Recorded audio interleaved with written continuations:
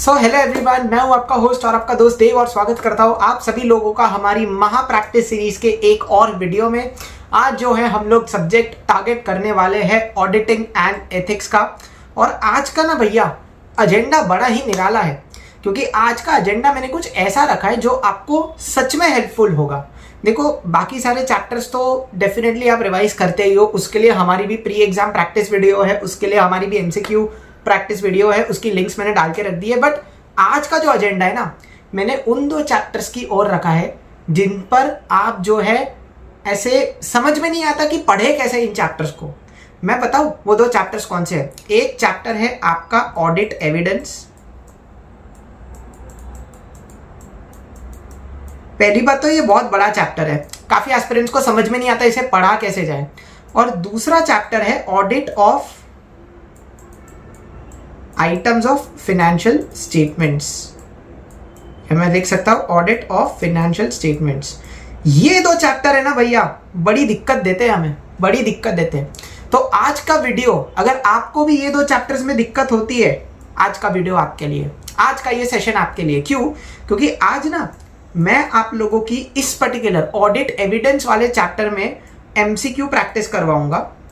Chapter 3 से मेरे पास बहुत सारे एमसीक्यूज आपके लिए है। एंड इन एमसीक्यूज की खासियत ये होगी कि हर एक एमसीक्यू आपके चैप्टर नंबर 3 का एक स्टैंडर्ड ऑफ ऑडिटिंग कवर करेगा, एक स्टैंडर्ड ऑफ ऑडिटिंग। ठीक है, उसके लिए मेरे पास केस स्टडी भी है, उसके लिए मेरे पास इंडिपेंडेंट एमसीक्यूज भी है।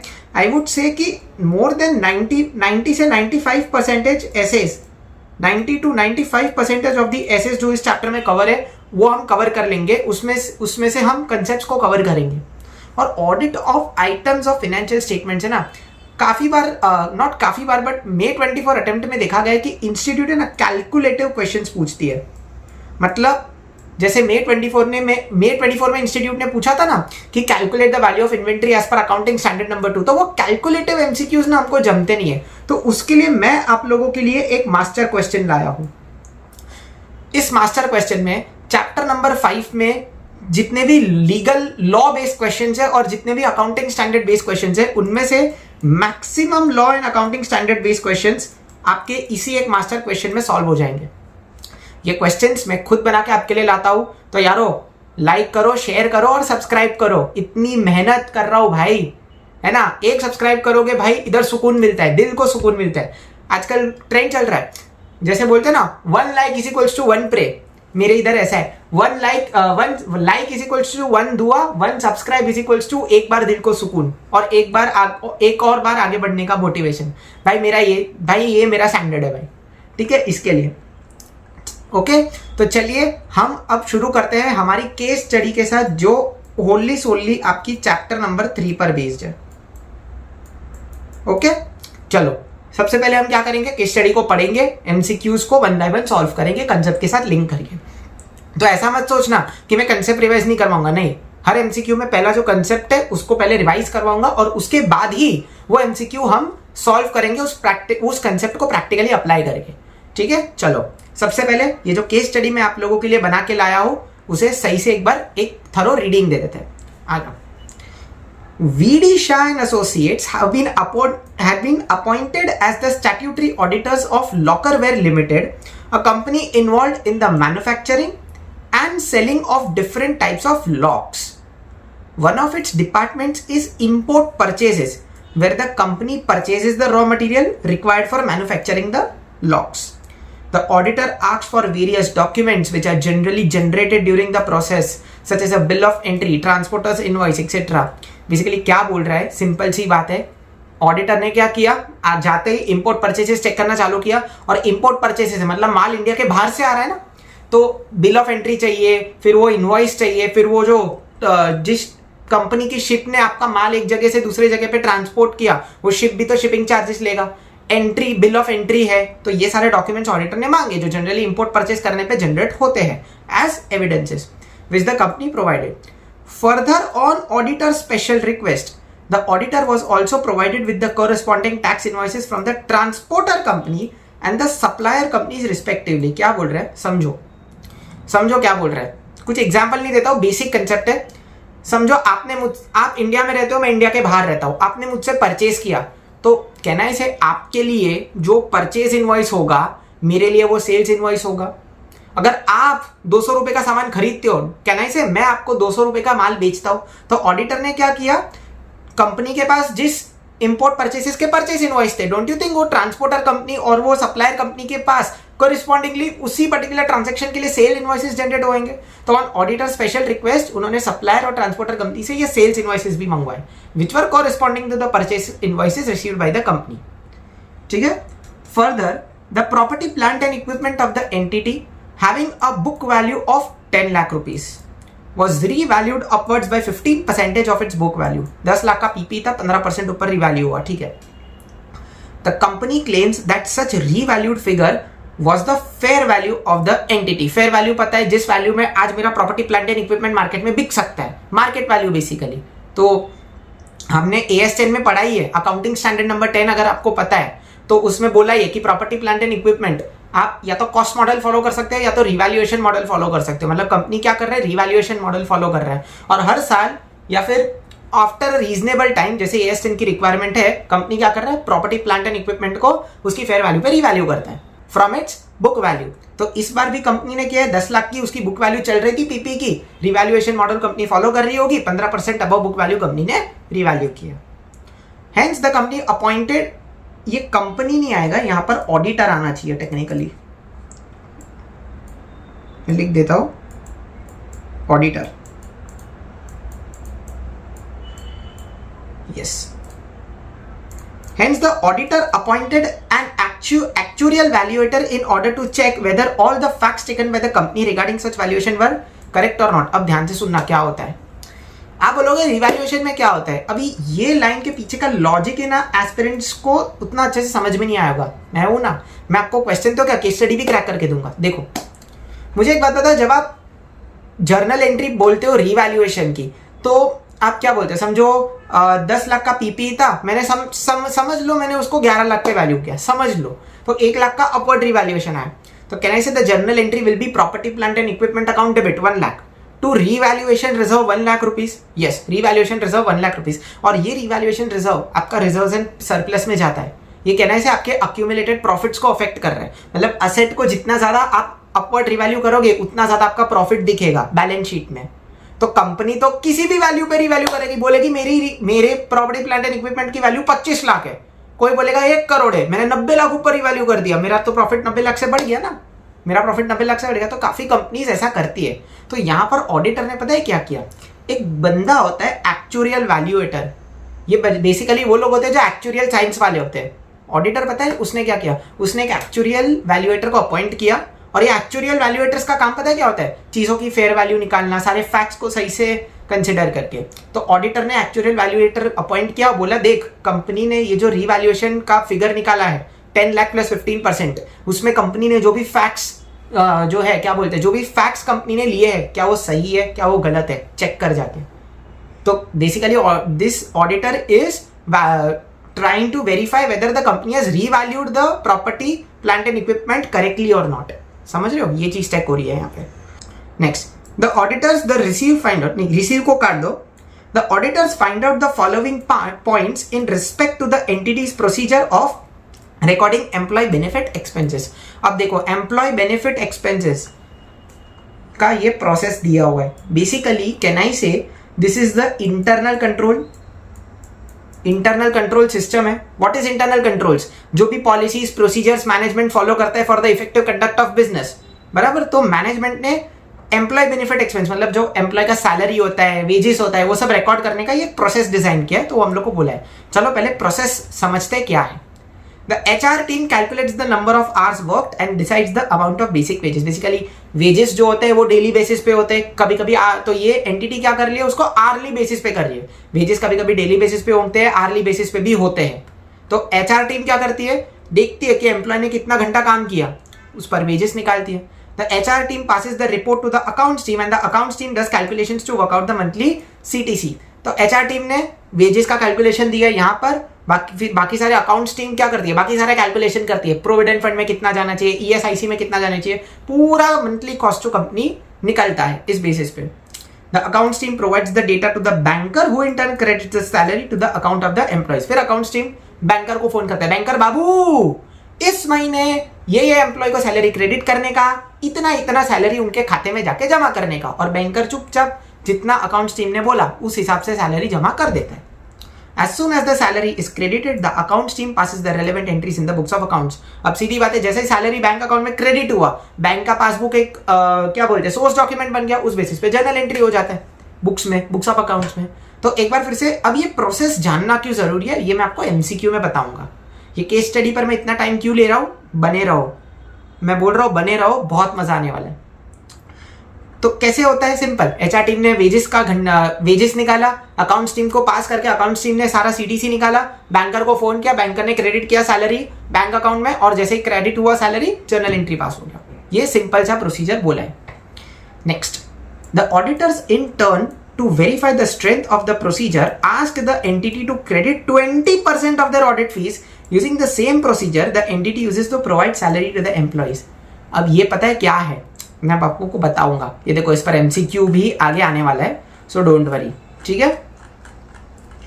ऑडिटर क्या बोलते हैं, ऑडिटर बोलते हैं कि भाई तूने, ऑडिटर ने कंपनी को बोला कि भाई तूने ये जो प्रोसेस फॉलो किया, तूने ये जो इंटरनल कंट्रोल का प्रोसेस बताया बढ़िया है, अब मैं बोलता हूं वो कर, मेरे को टेस्ट करना है तेरा ये जो प्रोसेस है ये कितना इफेक्टिव है, कहीं तो इसमें कोई झोल तो नहीं कर रहा है, कहीं ये प्रोसेस में तू कहीं झोल तो नहीं कर रहा है, जैसा बोल रहा है वैसा कर रहा है ना। तो ऑडिटर ने पता है क्या बोला, बोला समझ हमारा ऑडिट फीस है 1 लाख रुपया, समझो। तो उस ऑडिटर कंपनी को बोलता है कि 1 लाख का 20%, 20,000 जो हमारा रेम्यूनरेशन है ना, वो यही प्रोसेस फॉलो करके तू हमारे अकाउंट में डाल, यही प्रोसेस फॉलो कर। बोल पहले टीम को, एचआर टीम तो इसमें एलिमिनेट हो गया, बोल पहले अकाउंट्स टीम को कि हमारा टोटल रेम्यूनरेशन वर्कआउट करे, बोल अकाउंट्स टीम को बैंकर को फोन करके हमारे अकाउंट में सैलरी, हमारा रेम्यूनरेशन हमारा ऑडिट फीस क्रेडिट करने के लिए, और उस हिसाब से जर्नल एंट्री मार के दिखाओ, ये करके देखो, तुम हमारे सामने करो, तब हमें पता चलेगा कि ये प्रोसेस सच में इफेक्टिव है और तुम्हारा इसमें कोई झोल नहीं है। भैया क्या है ये, बने रहो बने रहो बने रहो, बहुत मजा आएगा। Next, the management of the company had provided the following details regarding the exchange rates for the purpose of $1 lakh it took for the purpose of its upcoming project on 4th of May 2023 which it repaid on 7th of May 2024। Company ने पता है क्या हुआ है, company को एक project के लिए लोन चाहिए था, तो उसने $1 लाख अमेरिका से बोरो किए। कब बोरो किए थे, 4 मई 2023 को, और उसने रीपे कब किया, 7 मई 2024 को। और ये कुछ एक्सचेंज रेट्स हमें दिए गए हैं, होगा कुछ कैलकुलेटिव एमसीक्यू। 4 मई को डॉलर टू रुपी रेट था 75.61, 31 मार्च को था 74.91 और 7 मई 24 को था 74.93। ठीक है, last paragraph, don't worry. Further, the auditors decide to rely on the evidences obtained by the internal auditors of Lockerware Limited for the area of power and fuel expenses using the work of internal auditor। यहाँ पर आपका ये वाला concept test होगा। क्यों? क्योंकि power and fuel के लिए ऑडिटर बोले यार हम नहीं कर रहे यार, हमसे इतना काम नहीं हो पाएगा। इंटरनल ऑडिटर इधर आओ, ऐसे सब इंटरनल ऑडिटर को लाइन में खड़ा किया, बोला पावर एंड फ्यूल तुमने ऑडिट किया? इंटरनल ऑडिट बोलते हैं हाँ हमने तो किया। स्टार्ट ऑडिटर बोलते चलो ठीक है, तुम्हारा काम हमको दिखाओ, हम तुम्हारे एविडेंसेस को यूज करके पावर एंड फ्यूल ऑडिट करेंगे। हमारे में दम नहीं है, हम ऑलरेडी इतना काम कर रहे हैं, हमारे में दम नहीं है, हम खुद से एविडेंस निकालना, हमसे ना हो पाएगा भाई, हमसे ना हो पाएगा। तो ठीक है, इन्होंने इंटरनल ऑडिटर के एविडेंसेस को यूज किया। However, it was found that such evidences were bogus और तेरी, and the auditors would have to re-perform the entire procedure। भाई बोल तो दिया ऑडिट के स्टार्टिंग में कि पावर एंड फ्यूल हम आपसे करवाएंगे, बट जब सच में चेक करने बैठे ना समय आने पे, तब पता चला इंटरनल ऑडिट टीम ने झोल कर दिया भाई, पावर एंड फ्यूल में झोल कर दिया, बोगस मतलब फेक एविडेंसेस खड़े किए, एक्सपेंसेस डाल दिए, ये हुआ। और अब auditors have reached a stage कि भाई हमको पूरा प्रोसीजर वापस से हमारे खुद के एंड से सारे एविडेंसेस ढूंढ के करना पड़ेगा।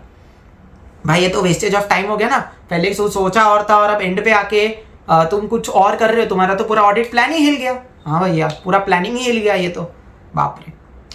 Also while evaluating the area of investments, the auditor decided to sort the investments into the following groups and decided to audit only the top 2 groups। अब समझना क्या है, ये टोटल इन्वेस्टमेंट है, ठीक है। टोटल में से 40 लाख के जो इन्वेस्टमेंट्स है ना, वो एंटिटी के लिए वो एंटिटी के टोटल इन्वेस्टमेंट्स में से 70% वैल्यू रखते हैं। मतलब जो एंटिटी के लिए सबसे ज्यादा प्रेशियस इन्वेस्टमेंट्स है ना, वो ये है, ये 40 लाख के इन्वेस्टमेंट्स है। तो इन्होंने देखो वैल्यूज वेट किए, लाइक 40 लाख रुपीस के इन्वेस्टमेंट्स की वैल्यू एंटिटी के लिए बहुत ज्यादा है, सबसे ज्यादा 70%। उसके बाद वाले 70 लाख की 10%, और बाकी के 30 lakh 2, 34, 3 crore and 2.4 crore 5%, 5%, 3 and 2% respectively. भैया अब ये ऑडिट में ये सब किधर से आया? ये प्रोसेस है, ये पीपी का रिवैल्यूएशन है, ये इन्वेस्टमेंट है। अरे रुको, अभी आप क्वेश्चंस करोगे ना तब आपको समझेगा आपके कंसेप्ट से केस स्टडी से कैसे लिंक्ड है। बने रहो। आ जाओ, पहला एमसीक्यू, अब आएगा मजा। On which of the following evidences shall the auditors of VD Shah and Associates rely with respect to import purchases? मैं आपको import purchases की कहानी एक बार रिवाइज करवा देता हूँ, क्या हुआ था। ये पर्टिकुलर चीज थी आपकी import purchases की। ये इतना क्या हुआ था याद है? इंपोर्ट परचेसेस में पहले तो सारे purchase invoice, bill of entry, सारे एविडेंसेस दिए। फिर ऑडिटर ने रिक्वेस्ट किया कि भाई सप्लायर और ट्रांसपोर्टर कंपनी से उन्होंने कोरिस्पॉन्डिंग सेल्स इनवॉइसेस भी तो जनरेट किए होंगे हमारे परचेस इनवॉइस के लिए, वो भी दो। तो ऑन ऑडिटर स्पेशल रिक्वेस्ट वो भी दिए। नाउ क्वेश्चन इज, क्या एंटिटी को ये इंटरनल एविडेंसेस जो bill of entry, purchase invoice है उस पर ज्यादा रिलाई करना चाहिए, या जो एविडेंसेस उन्हें किसी बाहर के सोर्स से मिले, सप्लायर कंपनी से सेल्स इनवॉइस मिला, ट्रांसपोर्टर कंपनी से सेल्स इनवॉइस मिला, क्या उस पर रिलाई करना चाहिए? दोनों ही एविडेंसेस फिगर सेम रिप्रेजेंट करते हैं, डेट्स भी सेम थी, सारा चीजें सेम थी, बट स्टिल ऑडिटर से पूछा गया कि दोनों में से किसी एक ही चीज को एविडेंस मानना। तो ऑडिटर को एक्सटर्नल और इंटरनल किस में से सिलेक्ट करना चाहिए? तो कैनाई से यहां पर आपका ऐसे नंबर 500 का कंसेप्ट है। भैया ऐसे 500 कैसे याद है आपने पढ़ा था कि external as per standard on auditing 500 external evidences जो है वो इंटरनल एविडेंस से ज्यादा रिलायबल होते हैं। अच्छा भैया ये तो समझा, बट इसके पीछे का लॉजिक ये है। मेरे को एक बात बताओ, अंदर वाले जब झोल करते हैं, अंदर वाले आपके साथ खेल सकते हैं, कंपनी के अंदर वाले आपके साथ खेल सकते हैं। क्यों? उसमें उनका स्वार्थ है। कंपनी वालों का क्या स्वार्थ है? उन्हें कुछ भी करके अपने फाइनेंशियल्स को प्रेशियस दिखाना है, ऑडिटेड फाइनेंशियल्स को प्रेशियस, फाइनेंशियल स्टेटमेंट्स को प्रेशियस दिखाना है, फिर चाहे वो सही हो या ना हो, क्योंकि प्रेशियस होंगे तभी वो इन्वेस्टर के डिसीजंस को अफेक्ट करेंगे, तभी वो इन्वेस्टर्स ऐसा पैसा फेंकेंगे कंपनी पे, बराबर है। तो कंपनी का गलत दिखाने के पीछे स्वार्थ है। बट मुझे एक बात बताओ, कोई एक्सटर्नल पार्टी को झूठ बोलने से कोई फायदा हो रहा है क्या? उसने आपको सेल्स इनवॉइस गलत दिखाया, उसको कुछ फायदा हो रहा है क्या? उसको कुछ पैसा मिल रहा है, उसका कुछ इन्वेस्टर डिसीजन अफेक्ट हो रहा है? नहीं। जो सप्लायर है, जो ट्रांसपोर्टर है, उसको क्या फर्क पड़ेगा वो आपको गलत या सही दिखाएगा? तो वो तो सही दिखाएगा ना आपको, उसमें उसका कोई स्वार्थ नहीं है। लेकिन कंपनी वाले एविडेंसेस के साथ खेल सकते हैं। मतलब कहना इसे कि इंटरनल एविडेंसेस कम रिलायबल होंगे इंटरनल एविडेंसेस में, क्योंकि कंपनी का स्वार्थ है। इंटरनल मतलब जो एविडेंसेस कंपनी देती है, अब वो कंपनी गलत दे सकती है, क्यों? उसके पीछे उनका स्वार्थ हो सकता है। ओ भाई, तो एक बार मैं आपको रिवाइज करवा देता हूं। देखो ऐसे 500 में जो ऑडिट एविडेंसेस है, they are of various types, either depending upon their nature और देयर सोर्स। नेचर में हमारे पास विजुअल है, जो आप ऑब्जर्व करके एविडेंसेस पिक करते हो, वो ओरल मैनेजमेंट के मुंह से निकले हुए शब्द भी अपने आप में एक एविडेंस है। डॉक्यूमेंट्री हमारे केस में जो है रिटर्न एविडेंसेस, जो उन्होंने सेल्स इनवॉइस, परचेस इनवॉइस दिए वो। डिपेंडिंग अपॉन सोर्स, ये कंसेप्ट पर सवाल था। इंटरनल जो परचेस इनवॉइस कंपनी वगैरह ने दिए, और एक्सटर्नल जो ऑडिटर की स्पेशल रिक्वेस्ट पे सेल्स इनवॉइस वगैरह दिए। तो वंस अगेन कंसेप्ट क्या है? External evidences are more reliable than the internal evidences. एक और चीज ध्यान रखना इसमें कि जो डॉक्यूमेंट्री एविडेंसेस होते हैं वो ओरल एविडेंसेस से ज्यादा होते हैं। क्यों? सिंपल सी बात है ना, जब कोई चीज लिखी होती है इट स्टेज फॉर एवर। ये दुनिया तो बहुत स्वार्थी है, शब्द बोलती है, फिर बोलती है कि भाई मैंने कब बोला। लेकिन जो चीज एक बार लिखी गई, लोग उससे थोड़ी ना अपनी जबान मुकर सकते। तो documentary evidences are more reliable than the oral evidences and external evidences more reliable than the internal evidence. याद रखने का, ठीक है? तो आ जाओ, तो मुझे एक बात बताओ, मुझे परचेज इनवॉइस जो इंटरनल है उस पर रिलाई करने का, या सेल्स इनवॉइस जो एक्सटर्नल है? भैया सेल्स इनवॉइस जो एक्सटर्नल एविडेंसेस है उस पर रिलाई करने का। तो the auditor shall link the sale and tax invoice with the accounting records as evidences. Option A is my right answer. Because these are external evidences. गलत options भी पढ़ लेता हूँ। Shall link the purchase invoices, नहीं, क्यों? क्योंकि purchase invoice मेरे internal evidences हो गए। Shall not link the sales and purchase invoices with the accounting records as these are not sufficient, ऐसा तो होता ही नहीं है। Shall not link the sales and purchase invoices with the accounting records as these evidences are not appropriate, ऐसा भी नहीं होता। देखा कैसे कंसेप्ट छुपा दिया मैंने आप लोगों के लिए। चलो next MCQ. Which of these audit procedures have the auditors of VD Shah and Associates performed to obtain the facts of PP revaluation? एक बार PP revaluation पर मैं चलता हूँ और मैं बोलता हूँ इसकी कहानी में क्या हुआ था। आपको पता है ना, मैंने क्या बोला था? PP है, कंपनी ने 10 लाख की PP को 15% अबव बुक वैल्यू रिकॉर्ड किया हुआ है और कंपनी ने क्या किया? एक एक्चुअरियल वैल्यूएटर को अपॉइंट किया है ये चीज को वेरीफाई करने के लिए। तो बताओ कंपनी ने इन चारों में से किस टाइप का ऑडिट प्रोसीजर फॉलो किया है? अब आपको आंसर दिख रहा है बट आपको लॉजिक याद आना चाहिए, तब जाके ऑडिट में स्कोर कर पाओगे। Inspection, external confirmation, observation, inquiry. आ जाओ, मैं आपको पहले चारों के मतलब समझाऊंगा, उसके बाद मैं आपको बोलूंगा कि आंसर इसका इंक्वायरी ही क्यों है। पहली चीज, इंस्पेक्शन का मतलब क्या होता है? देखो, इंस्पेक्शन मतलब सिंपली होता है हमारे बुक्स ऑफ अकाउंट्स को और हमारे सोर्स डॉक्यूमेंट्स को चेक करना। मैं बोलता हूं कि भाई मेरे को सेल्स इनवॉइस दिखा, मेरे को परचेज इनवॉइस दिखा, फिर अगर रेंट का एक्सपेंस है मेरे को रेंट अग्रीमेंट दिखा। ये सारे डॉक्यूमेंट्स, ये सारे रिकॉर्ड्स जब मैं चेक करता हूं, फिर चाहे वो मेरे को फिजिकल या इलेक्ट्रॉनिक में दे। भैया इलेक्ट्रॉनिक में कैसे? आप जब भी ऑडिट पे जाओगे ना आर्टिकलशिप में, आपको काफी एंटिटीज डॉक्यूमेंट्स फाइल में बना के नहीं देगी। कुछ एंटिटीज ऐसी भी होती है जो आपको पीडीएफ फॉर्म में आपके लैपटॉप पे डॉक्यूमेंट्स मेल के थ्रू शेयर करेगी। तो इसे हम कहते हैं ओवर इलेक्ट्रॉनिक फॉर्म। और फिजिकल फॉर्म का मतलब क्या होता है? फिजिकल फॉर्म मतलब कुछ एंटिटीज में आप जाओगे, वो लोग आपको इनवॉइसेस फाइल में बंद करके देंगे, फिजिकल कॉपी, हार्ड कॉपी देंगे। ठीक है, तो चाहे फिजिकली या इलेक्ट्रॉनिकली आप सोर्स डॉक्यूमेंट्स अप्लाई कर रहे हो, डॉक्यूमेंट्स रिकॉर्ड्स को चेक कर रहे हो, इसको हम बोलते हैं इंस्पेक्शन। दूसरा, external confirmation means when the auditors obtained confirmation from third parties regarding various assertions or account balances। पता है इसका एक सबसे बड़ा एग्जांपल आपका क्या है? आपने सीए फाउंडेशन में चैप्टर पढ़ा था बैंक रिकंसिलिएशन स्टेटमेंट। आपको पता है ना क्या होता है बैंक रिकंसिलिएशन स्टेटमेंट?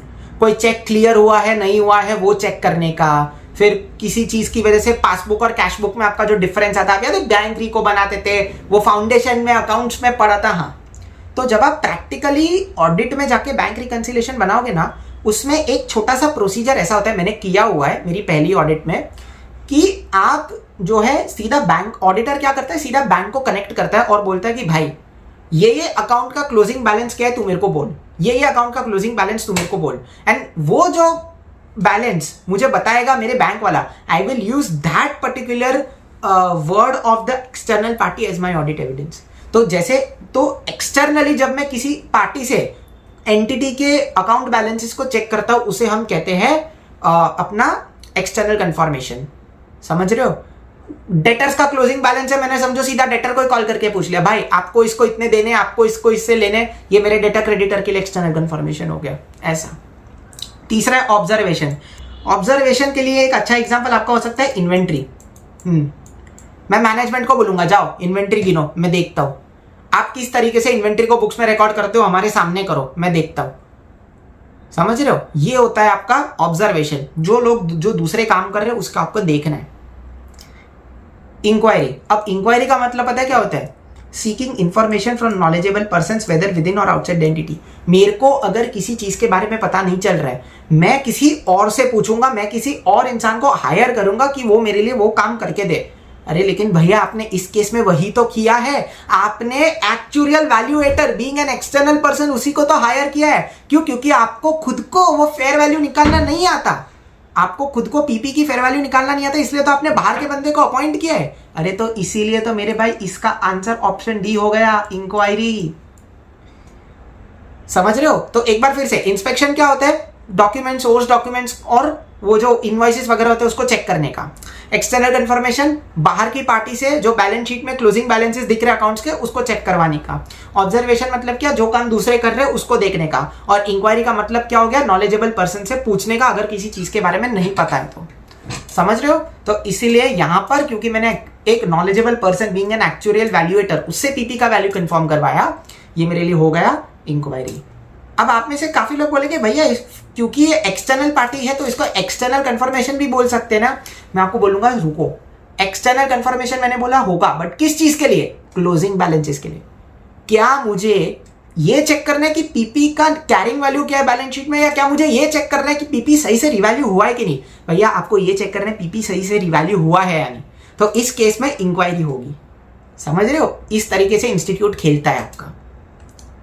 अगले एमसीक्यू की ओर बढ़ते हैं। Asking the entity to credit 20% of the audit fees using the procedure the entity uses to credit the salary involve reperformance as a procedure of what? अब ध्यान से सुनना,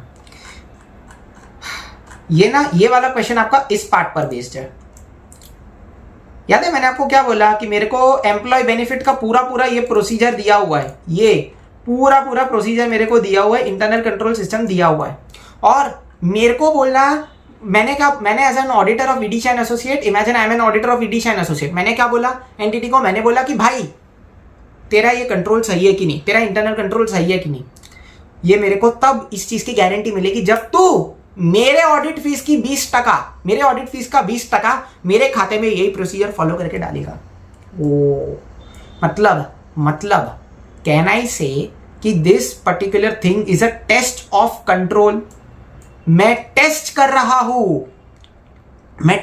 रहा हूं कि क्या एंटिटी का जो वो इंटरनल कंट्रोल है, वो जो प्रोसीजर है which it uses for crediting employ benefit expenses, वो सही है कि नहीं है। यस अब जितनों को समझा नहीं, मैं आपको ऐसे से लिंक करवा के आता हूं। तो ये वाला जो आपका कंसेप्ट है ना, ये this is based on types of audit procedures, types of audit procedures. और भैया इसके बीच का ना हम लोगों को डिफरेंस समझ में ही नहीं आता है। मैं वो ना, काय को टेंशन ले रहे हो, ध्यान से सुनना।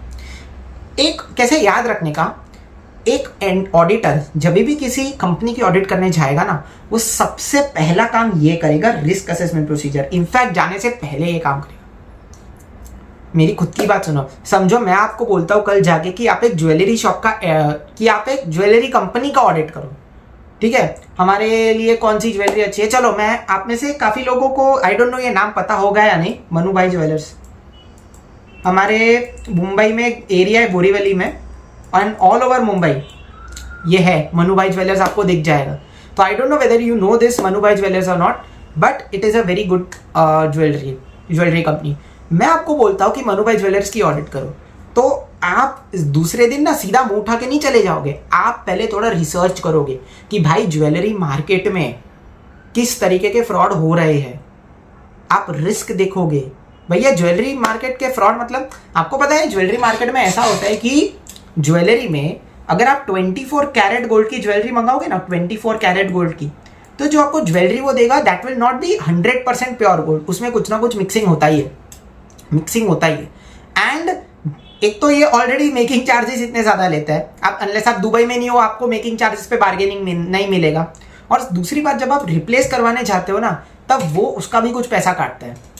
तो पहले वो आपको 24 कैरेट बोल के दे तो देगा, बट जब आप रिप्लेस करवाने जाओगे या जब आप उसे वापस से बेचने जाओगे ना कुछ सालों के बाद, तब आपको पता चलेगा कि हाय ला, ये तो 24 कैरेट प्योर गोल्ड था ही नहीं। ये ज्वेलरी मार्केट में बहुत होता है, टू बी वेरी ऑनेस्ट, ये बहुत होता है।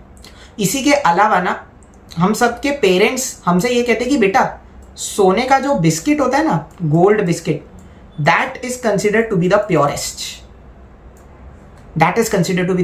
पता है क्यों? क्योंकि ये ना गवर्नमेंट का होता है, ये रॉ फॉर्म में होता है, तो इसमें मिक्सिंग अलाउड ही नहीं है, इलीगल है, वो इलीगल ही है, सीधा बैन ही है ये। तो इसके लिए गोल्ड बिस्किट्स अगर सोने में इन्वेस्ट करना है ना, गोल्ड बिस्किट में करो भाई, it is the purest form. आजकल लोग डिजिटल गोल्ड में भी इन्वेस्ट कर रहे हैं, बट फिजिकली इन्वेस्ट कर रहे हैं तो gold biscuit is the purest form. तो ये ऐसी सारी चीजें ना, ऐसे सारे पॉइंट्स आपको इंटरनेट से रिसर्च करना पड़ेगा, चीजों को समझना पड़ेगा। एंड यही सारी जो चीजें हैं ना, डोंट यू थिंक मनु भाई ज्वेलर्स भी तो मिक्सिंग करता होगा हमारे अपने गोल्ड में। मैं ही नहीं बोल रहा हूँ कि होगा, बट डोंट यू थिंक कि अगर आपको किसी ज्वेलरी कंपनी की ऑडिट करने के लिए भेज रहे तो उससे पहले आप ये सारे पॉइंट्स पे ध्यान रखोगे ऑडिट करते वक्त भी। तो वो कौन से पॉइंट्स है जिन पे आपको ध्यान रखना है, जब वो आप सर्च करते हो ना, इसी को हम कहते हैं रिस्क असेसमेंट प्रोसीजर्स। क्या बोलता है इसका definition? Identifying and assessing the risk of material statements in an entity by obtaining an understanding of the entity and its environment. Gold jewellery company है, उसका ज्वेलरी मार्केट में उसका एनवायरमेंट हो गया, तो उसमें ये सारे फ्रॉड्स होते हैं, आपको पता होना चाहिए भाई। ये इसको इस तरीके से तो आज तक पढ़ा ही नहीं हमने, है ना, हम काय को टेंशन लेते हो। और इसी के अलावा ना ऑडिट स्टार्ट करने के बाद कुछ और प्रोसीजर्स होते हैं। टेस्ट ऑफ कंट्रोल्स मतलब क्या, आपको अभी भी बताया, जो हमारे केस में लागू है, इज दैट कि आप इंटरनल कंट्रोल्स को चेक करते हो बराबर काम कर रहे हैं कि नहीं। दूसरा आता है सब्सटैंशिएटिव प्रोसीजर्स। अब समझना, ऑडिट शुरू करने के बाद ना आप दो चीजें चेक करते हो। क्या, फाइनेंशियल स्टेटमेंट्स में जो आपकी वैल्यूज होती है उसको आप चेक करते हो, और आप प्रोसेसेस को चेक करते हो। ऑडिट में दो चीजें होती है, जो जितने भी प्रोसेसेस आप चेक करते हो वो टेस्ट ऑफ कंट्रोल्स बन गया, और फाइनेंशियल स्टेटमेंट्स की वैल्यूज को आप चेक करते हो ना, दैट इज सब्सटैंशिएटिव प्रोसीजर्स। और उसके अंदर आपका details, test of detail analytical आता है। एनालिटिकल आपको पता है ना क्या होता है। एनालिटिकल प्रोसीजर्स जिन्हें नहीं पता, आप इस साल के डेटा को किसी और नॉन फाइनेंशियल डेटा के साथ कंपेयर करते हो, बट इस साल के फाइनेंशियल डेटा को, फाइनेंशियल डेटा वही जो फाइनेंशियल स्टेटमेंट्स में आता है, बराबर, तो ये एनालिटिकल हो गया। और टेस्ट ऑफ डिटेल्स में आपका वाउचिंग आता है, टेस्ट ऑफ बैलेंसेस आता है। ये सब आप क्यों करते हो, डेफिनेटली आपके फाइनेंशियल स्टेटमेंट्स में जो क्लोजिंग, आपके फाइनेंशियल स्टेटमेंट्स में जो क्लोजिंग बैलेंसेस, जो वैल्यूज दिख रही है, उसी को वेरीफाई करने के लिए आप करते हो ना, एज एन एविडेंस ऑब्टेन करके ये सब। तो ये आपका सब्सटैंशिएटिव प्रोसीजर आ गया, ये आपका टेस्ट ऑफ कंट्रोल हो गया, एंड आपका रिस्क असेसमेंट प्रोसीजर हो गया। तो इसका आंसर हो गया test of control. Test of detail नहीं होगा, क्यों, मैं यहाँ पे फाइनेंशियल स्टेटमेंट की कोई वैल्यू नहीं यूज कर रहा हूँ, मैं यहाँ पे कोई फाइनेंशियल स्टेटमेंट का वैल्यू चेक नहीं कर रहा हूँ, मैं प्रोसेस चेक कर रहा हूँ। तो test of control is the right answer. ARP भी नहीं होगा, इंस्पेक्शन तो होगा ही नहीं डेफिनेटली। भैया इतना डिटेल में एक एक चीज, अरे भाई मैं आपको ना एक एक चीज रिवाइज कराऊंगा, टेंशन मत लो, बने रहो। बार बार बोल रहा हूँ, आई नो ज्यादा हो गया, बट बने रहो। और हाँ, लाइक किया, सब्सक्राइब किया, करो, फिर करो ना भाई, फिर मजा आ रहा है सेशन में, बने रहो, सब्सक्राइब मारो। चलो इसी के साथ बढ़ते हैं अगले सवाल की ओर।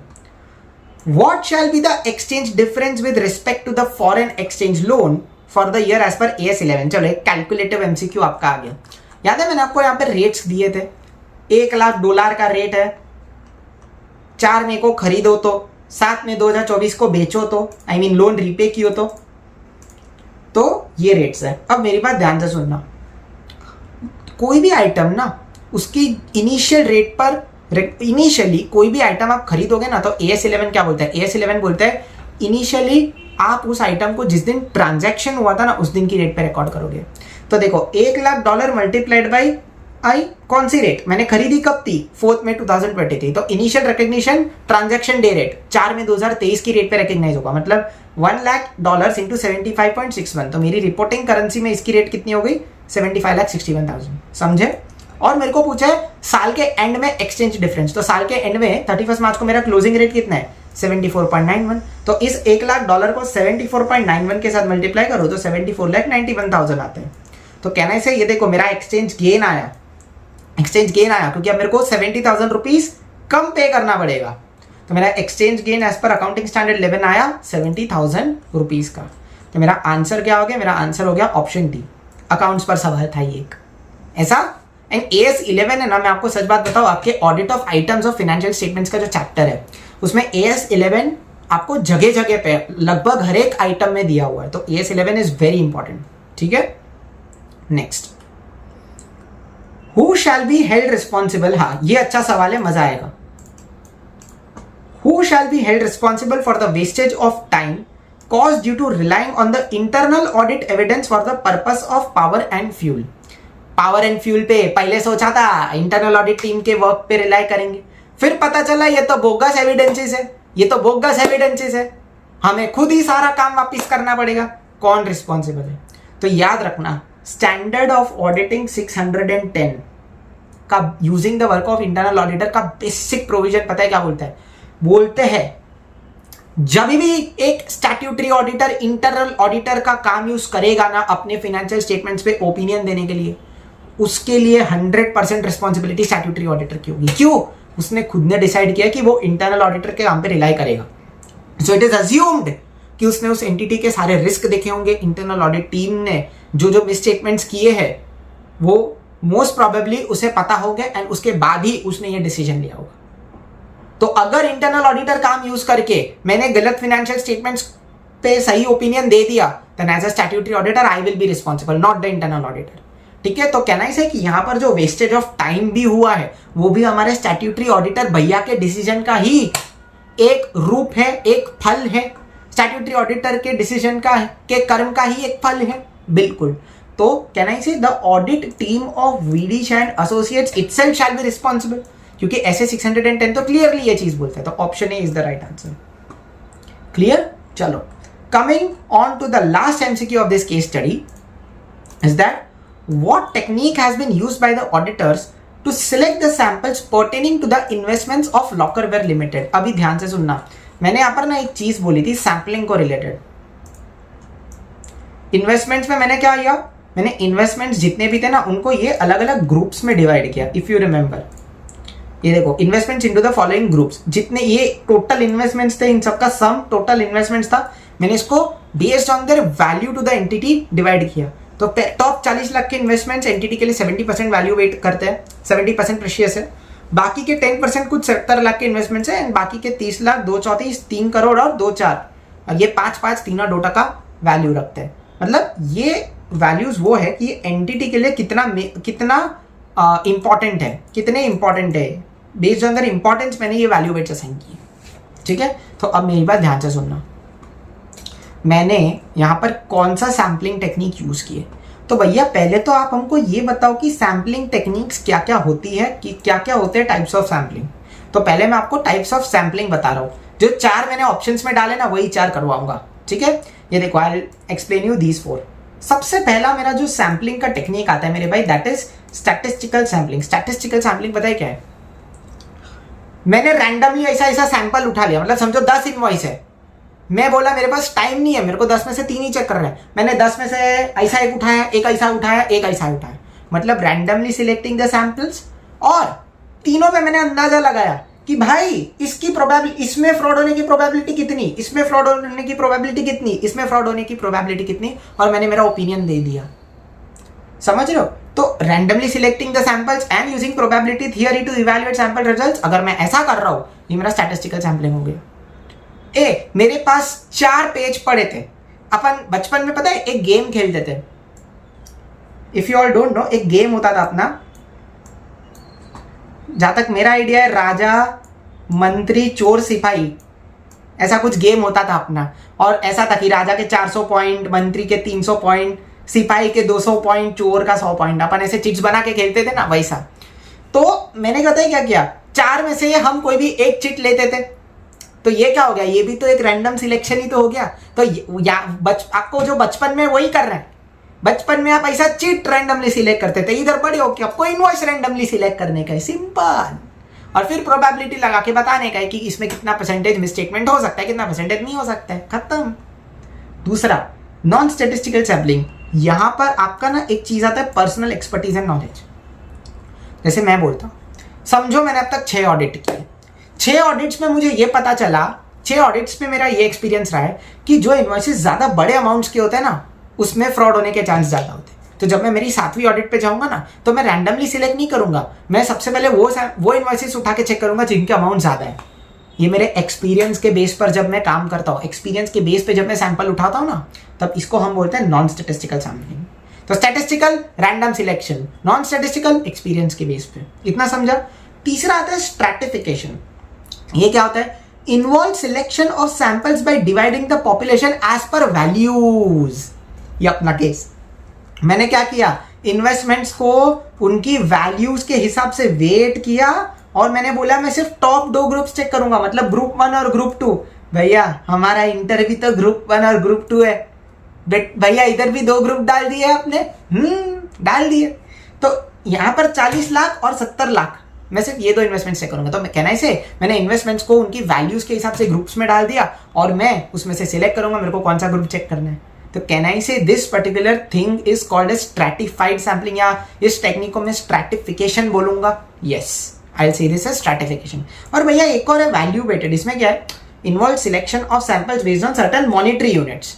मतलब क्या, मैं बोलता हूं मैं पहले छोटे अमाउंट के चेक करूंगा, सीए मतलब छोटा अमाउंट, मैं मॉनिटरी यूनिट्स के बेस पे सैंपल सिलेक्ट करूंगा। मैं बोलता हूं मैं पहले 500 रुपए के आजू बाजू के इन्वॉइसेस है वो चेक करूंगा। जैसे मैं बोलता हूं मेरे पास 4 इन्वॉइसेस है, एक 10 रुपए का है, एक 501 का है, एक 505 का है और एक 700 का है।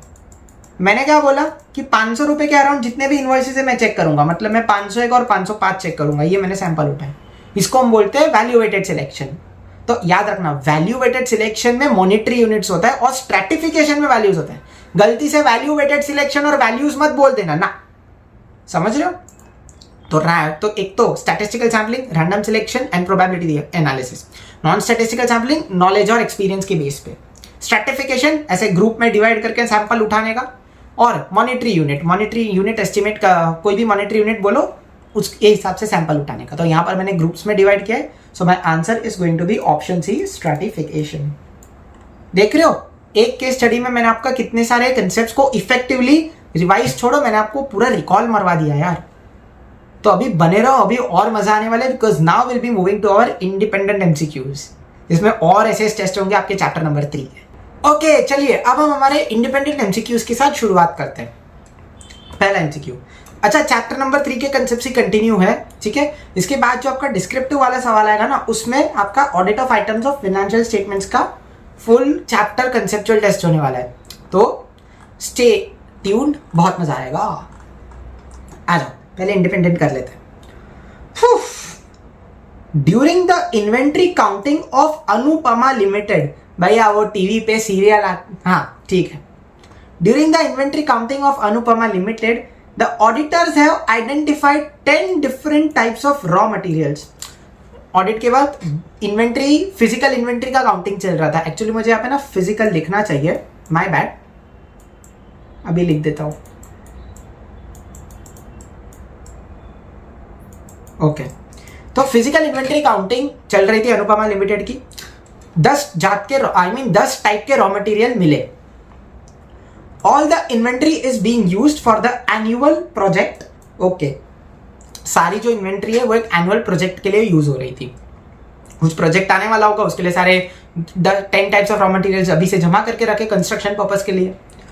The stage of completion is being shown as 45%.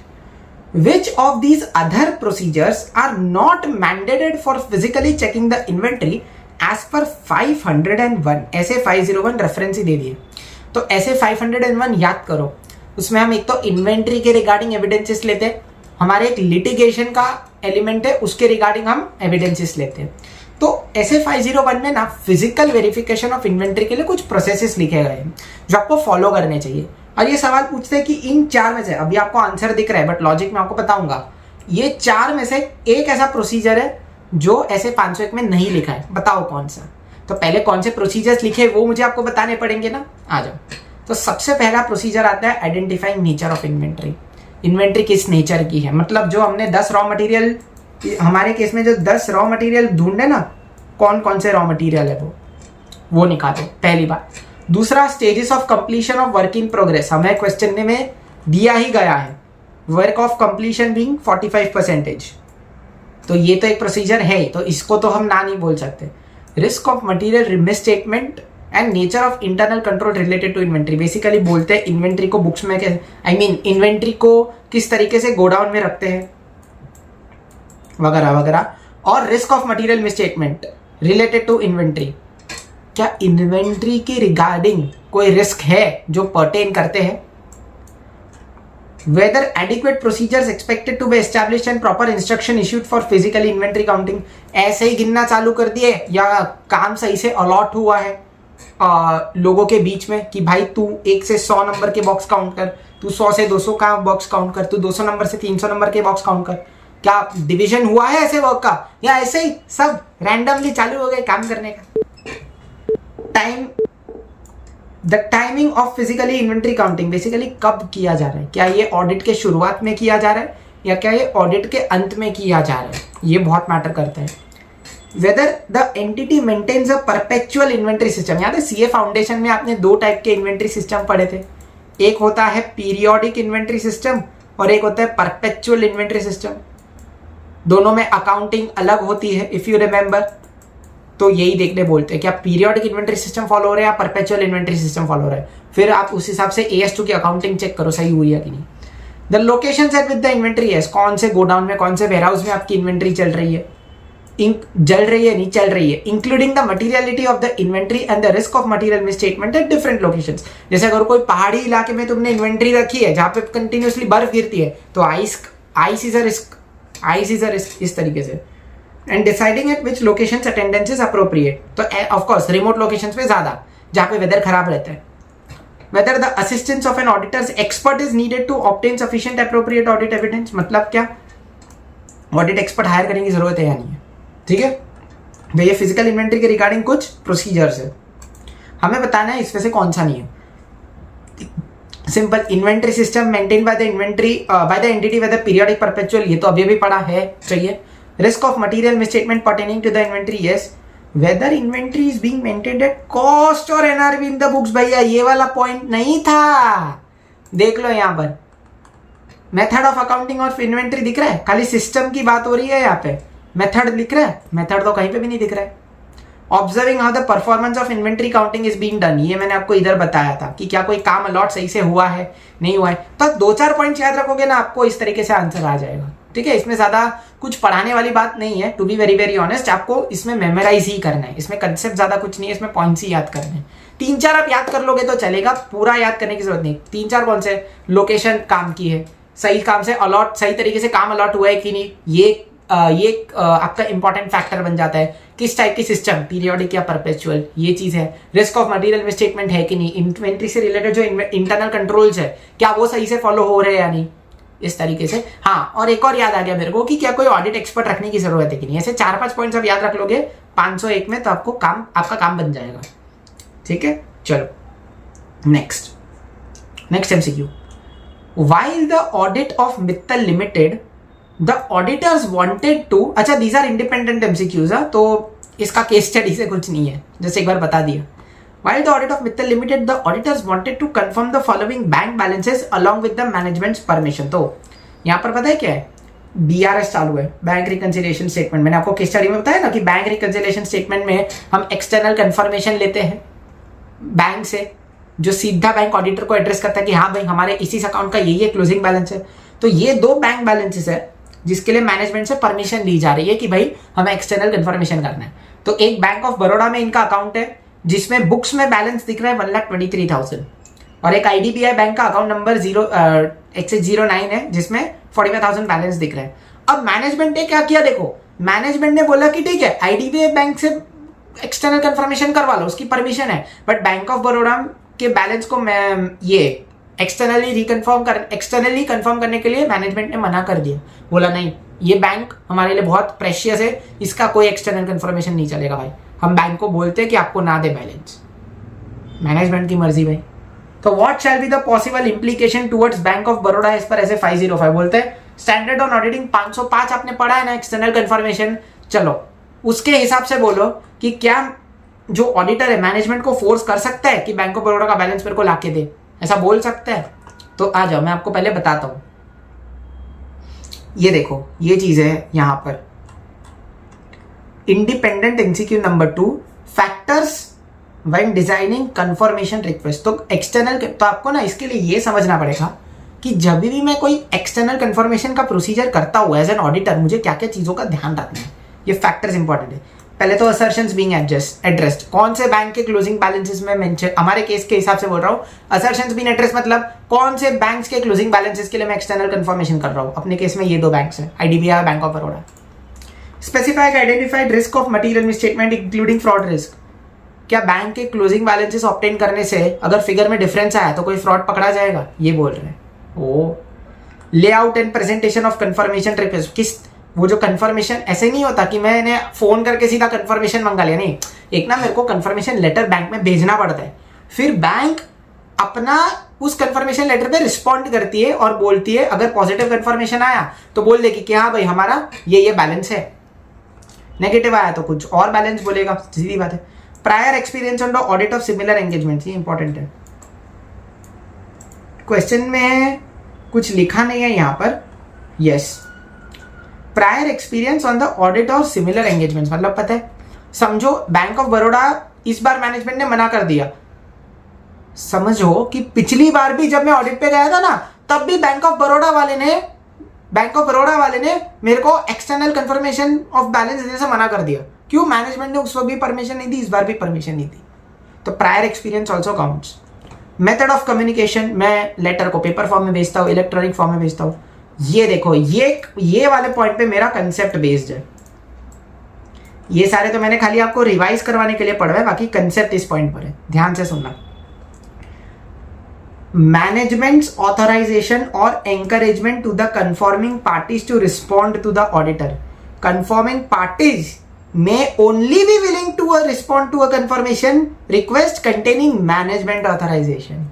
मतलब बोल रहा है कि मैनेजमेंट के ऑथराइजेशन के बिना external party can not be forced to provide the external confirmation to the auditor. मतलब मैनेजमेंट की अगर परमिशन नहीं है, मैनेजमेंट का अगर ऑथराइजेशन नहीं है, तो एक्सटर्नल कंफर्मेशन पॉसिबल नहीं है। समझ रहे हो?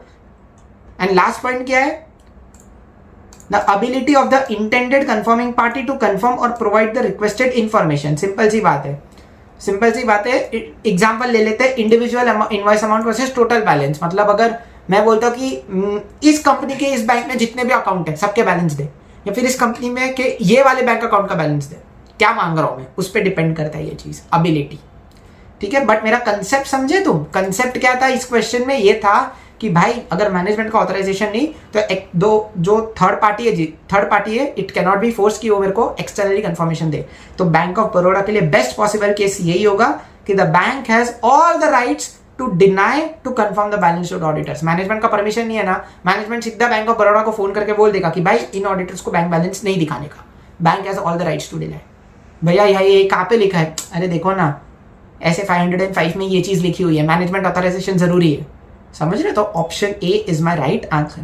तो देख रहे हो कितने कंसेप्चुअल सवाल है भाई, कितने कंसेप्चुअल सवाल है। Next, the board of directors of Jason holder limited. आहा भैया, West Indies team T20 world cup चल रहा है, इस बार तो इंडिया ही जीतेगा। यस, जय Hind. The board of directors of Jason holder limited have appointed CA Tulsi Ram and Associates as the statutory auditors। ठीक है। However, board of directors of Clive Lloyd Limited has strictly ordered not to disclose, ये not to disclose the receivables aging to the auditors of CA Tulsi Ram and Associates। The above case refers to which type of related party relationship as maintained under SA 550। क्या पूछ रहे पहले तो question समझो। देखो, yes, एक company है Clive Lloyd limited. ठीक है, ये कंपनी यहां पे मैंने बना दी, और एक कंपनी है जेसन होल्डर लिमिटेड। अब जेसन होल्डर लिमिटेड है ना, सीए तुलसीराम एंड एसोसिएट्स को अपना ऑडिटर बनाया, और Clive Lloyd limited Jason holder limited को स्ट्रिक्टली मना करता है, बोल ही देता है वो, बेटा जेसन ऑडिटर को, तुलसीराम एंड एसोसिएट्स के ऑडिटर को रिसीवेबल्स एजिंग नहीं देने का स्ट्रिक्टली मना कर दिया। टोटली, मतलब एक ऑर्डर, एक स्ट्रिक्ट ऑर्डर ही आप समझ लो, और एक्सट्रीम प्रेशर के साथ बोला कि नहीं देने का इज्जत मेरे। सिंपली ये, मतलब मैं आपको नहीं बोल रहा हूं, ये क्लाइव लॉयड ने जेसन होल्डर लिमिटेड को बोल दिया। तो आपको सवाल पूछ रहे हैं कि ऐसे 550 के हिसाब से बताओ कि ये जेसन होल्डर और क्लाइव लॉयड लिमिटेड के बीच में किस टाइप का रिलेटेड पार्टी रिलेशनशिप है, किस टाइप का है। तो पहले ना मैं आपको समझाता हूं types of related parties as per SA 550, उसके बाद अब ये आसानी से आंसर कर पाओगे। ठीक है, चलो साथ में पढ़ते हैं, आपके मॉड्यूल की भाषा है, but don't worry, I crack it out easily for you. A party is either a related party as defined in the applicable financial reporting framework। मतलब क्या बोलता है कि हर एक कंपनी को अपने फाइनेंशियल स्टेटमेंट्स में ना एक नोट देना पड़ता है, जिसमें उसे अपनी सारी रिलेटेड पार्टीज डिस्क्लोज करनी पड़ती है। तो कंपनी ने अपने फाइनेंशियल स्टेटमेंट्स में नोट्स टू अकाउंट्स, पता है ना, नोट्स टू अकाउंट्स उधर, तो नोट्स टू अकाउंट में रिलेटेड पार्टी डिस्क्लोज किया ना भाई, हाँ, मतलब वो रिलेटेड पार्टी, ऐसा। दूसरा, where the applicable financial reporting framework establishes minimal or no related party requirements. इसका मतलब देखो, ये 3 पॉइंट्स में आपको समझ में आ जाएगा। A person or another entity that has control or significant influence directly or indirectly through one or more intermediaries over the reporting entity। Control मतलब आपको पता है होल्डिंग सब्सिडरी हो गया आपका, सिग्निफिकेंट इन्फ्लुएंस आपने पढ़ा था AS 18 में। जिन्होंने AS 18 नहीं पढ़ा मैं बता देता हूँ, सिग्निफिकेंट इन्फ्लुएंस मतलब क्या, उसके मेजॉरिटी डिसीजंस अगर मैं ले रहा हूँ वो सिग्निफिकेंट इन्फ्लुएंस हुआ। और कंट्रोल मतलब क्या, वही वोटिंग पावर पे। Another entity over which the reporting entity has control और सिग्निफिकेंट, मतलब समझो मैं बोलता हूं अगर मैं किसी पे कंट्रोल या सिग्निफिकेंट इन्फ्लुएंस कर रहा हूं या कोई मेरे पे कंट्रोल या सिग्निफिकेंट इन्फ्लुएंस कर रहा है, दोनों ही केस में मेरे और उसके बीच में रिलेटेड पार्टी एस्टैब्लिश हो गए। दोनों ही केस में आई मीन हम दोनों रिलेटेड पार्टीज हैं वैसा। Another entity that is under common control with the reporting entity. Common control मतलब पता है क्या है, मैं बोलता हूं A लिमिटेड एक कंपनी, B लिमिटेड एक कंपनी, C लिमिटेड एक कंपनी। अब A लिमिटेड और B लिमिटेड दोनों मिलके C लिमिटेड, सॉरी गलत बोल दिया, तीन कंपनी A, B और C लिमिटेड, ठीक है। मैं बोलता हूं C लिमिटेड A को भी कंट्रोल करता है, C लिमिटेड B को भी कंट्रोल करते हैं, तो A और B लिमिटेड भी रिलेटेड पार्टी हो गई। क्यों? Because they are under the common control of C limited, मतलब उनके पप्पा जी एक ही है C लिमिटेड, समझ रहे हो? इसको कॉमन कंट्रोल बोलते हैं। Having common controlling ownership, owners who are close family members या कॉमन की मैनेजमेंट। समझो अभी ऐसा है कि एक आपको प्रोविजन बताता हूं कंपनीज एक्ट का, as per section 165 subsection 1 of companies act, एक डायरेक्टर है ना मैक्सिमम 20 कंपनीज में डायरेक्टर बन सकता है, जिसमें से मैक्सिमम 10 आपकी पब्लिक कंपनीज होती है। ये कंपनीज एक्ट का प्रोविजन है। तो समझो A और B लिमिटेड में एक ही डायरेक्टर काम कर रहा है, तो ये कॉमन की मैनेजमेंट हो गया ऐसा। अच्छा, अब इसमें ना कंसेप्ट इधर है, ये तो छोड़ो, ठीक है, ये आप कर देना। सिर्फ ये बोल रहा है कि अगर गवर्नमेंट कंपनी से ओन्ड है तो वो रिलेटेड पार्टी नहीं है अंडर SA 550। मेरे को ये पढ़ाना है, कंसेप्ट इधर है, dominant influence. What is this dominant influence? Related parties by virtue of their ability to exert control और significant influence may be in a position to exert dominant influence over the entity or its management.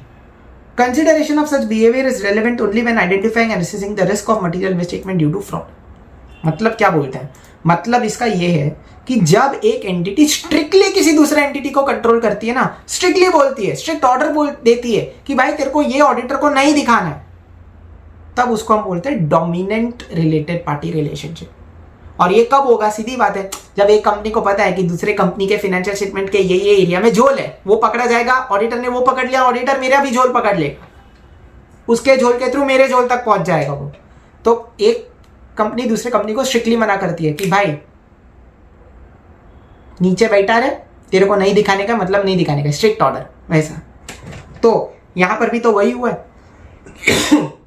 Clive limited ने Jason holder limited को strictly मना कर दिया कि अपने receivables का ageing मत दिखा, तो कहना से ये आपका डोमिनेंट इन्फ्लुएंस हो गया। यस, तो कॉमन की मैनेजमेंट पॉसिबल नहीं है ये, क्योंकि यहाँ पे बोर्ड ऐसा कुछ बोला ही नहीं है।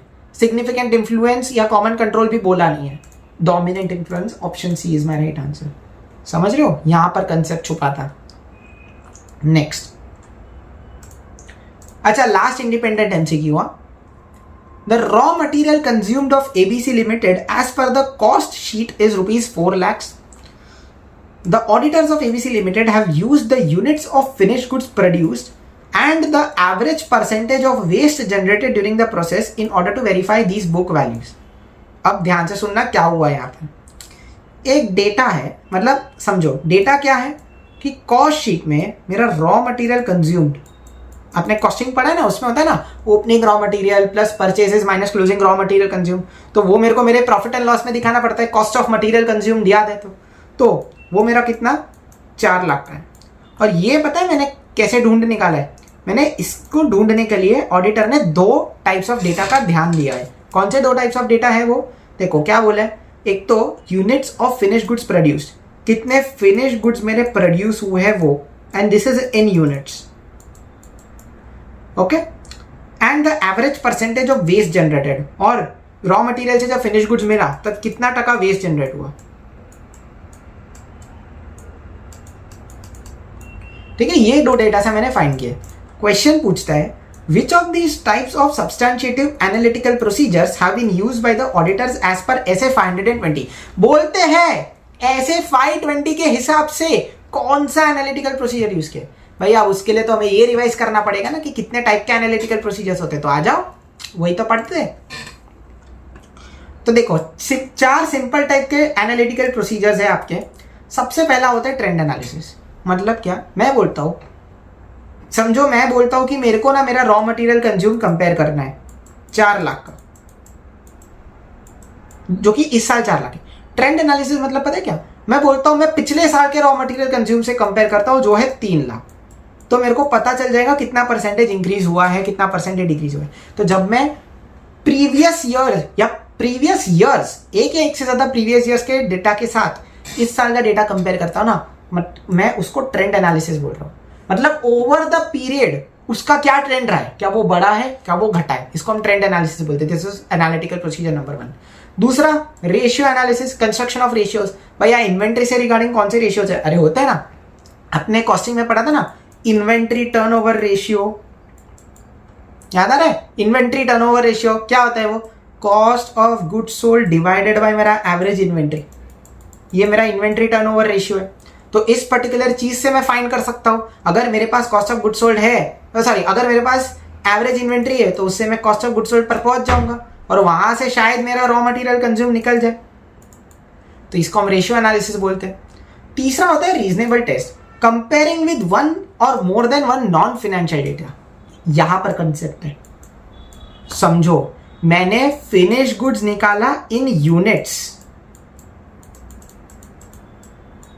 मैंने वेस्ट जनरेटेड निकाला परसेंटेज के बेसिस पे, और उससे मैंने कंपेयर करके निकाला रॉ मटेरियल कंज्यूम जो कि मेरा रुपीज में है, ₹4 लाख।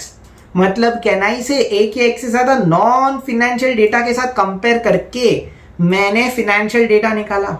ओ मतलब which type of analytical procedure have the auditors used? Can I say they have used reasonableness test, they have used reasonableness test. और चौथा है स्ट्रक्चरल मॉडलिंग। आप जो इक्वेशन बनाते हो ना, ऐसा समझो 2x + 4 = 8, ऐसा तो हम बोलते हैं ना 2x = 4, x = 2। ये जो आप इक्वेशन मॉडल बनाते हो ना, इसको हम स्ट्रक्चरल मॉडलिंग बोलते हैं। इसमें आपका रिग्रेशन एनालिसिस आ गया, कोरिलेशन एनालिसिस आ गया, ये चीजें आपकी हो जाती है, समझ रहे हो? तो इसका आंसर आपका ऑप्शन नंबर सी हो जाएगा, reasonableness test. This finishes our independent MCQs as well. अब हम जरा बहुत ज्यादा थियरी पढ़ ली भैया, थोड़ा सा प्रैक्टिकल हो जाए, आ जाओ।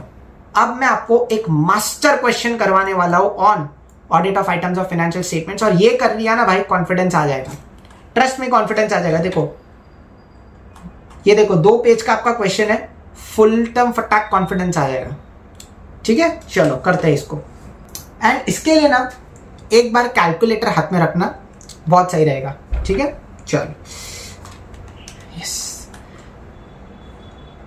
The following details have been given with respect to BAS Limited, a company which manufactures cricket bats for its first year. Okay, पहला, the company has recently given fresh issue of equity shares having face value of ₹5 lakhs at a premium of 15% and 10% debentures having face value of 10 lakhs as a discount at 5%.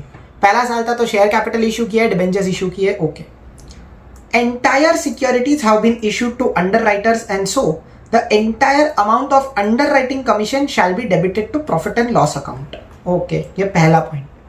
दूसरा point, the company has further proposed to buy back the maximum number of possible equity shares at face value, free reserves, pre-buyback stand at 5 lakh rupees. ठीक है, ये दूसरा point. आप तो देखो, पहला point आपका अंडरराइटिंग कमीशन है, दूसरा पॉइंट आपका बायबैक पर है।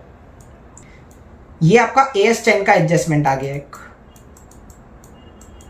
तो बेसिकली मैं क्या कर रहा हूं, जितने भी आप में से काफी एस्पिरेंट्स बोलते हैं ना कि ऑडिट में आजकल इंस्टीट्यूट कैलकुलेटिव सवाल पूछ रहा है, ये ऐसे कैलकुलेटिव सवाल इंस्टीट्यूट लाता कहां से? चैप्टर नंबर 5 से ला रहे हैं, audit of items of financial statement से ला रहे हैं। उसमें AS2 के प्रोविजंस है, AS10 के प्रोविजंस है, कंपनी लॉ के भी कुछ प्रोविजंस है।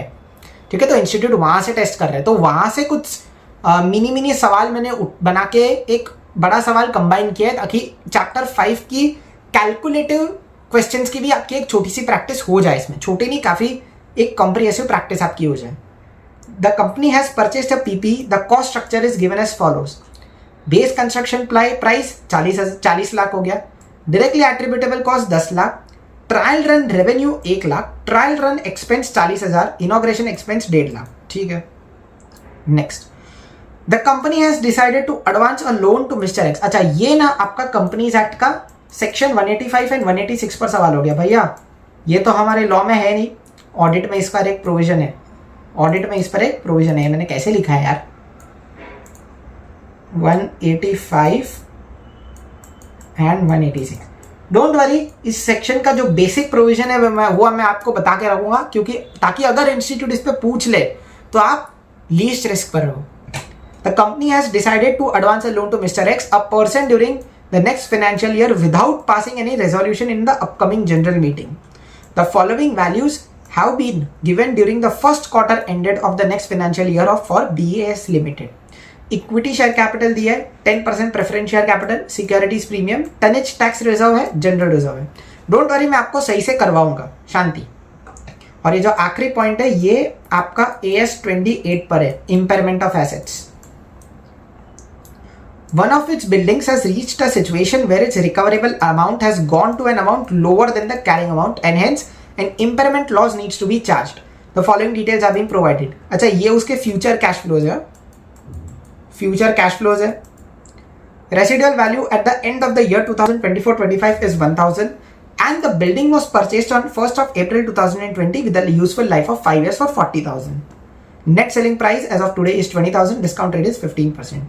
भैया इतना सारा हमको दे दिया है, करना क्या है इस क्वेश्चन में वही नहीं समझा। आपको इस क्वेश्चन में बताया क्या करना है, पढ़ो।